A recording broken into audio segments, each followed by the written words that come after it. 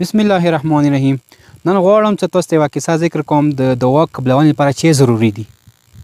امام جعفر صادق علیه السلام روایت دی چې بني اسرائیل قوم کې یو کس و، هغه مسلسل 3 کاله دغه دعا وکړه چې پروردګاره ما ته اولاد راکړي.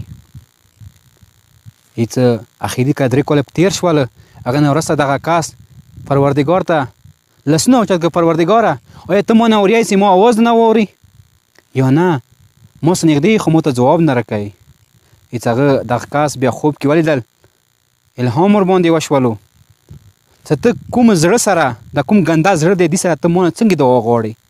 هغه کارونه چې هغه ما منع کړي ته ټول کارونه کوې، هغه باوجود ته ما نه دعا کوې، ته ما نه دعا غواړې.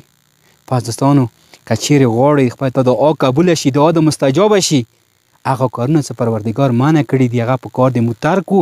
هغه نه بعد خالص زړه سره که چیرې ته خپل رب نه وغواړې، نو انشاءالله هغه ته ضرور دیر کوي. انشاءالله مو هم په کار دی انده شئ، صفا زړه سره خپل پروردګار نه وغواړو، انشاءالله هغه به هېڅ کله مونږ نه امیده نه کوي. والسلام علیکم ورحمة الله وبرکاته.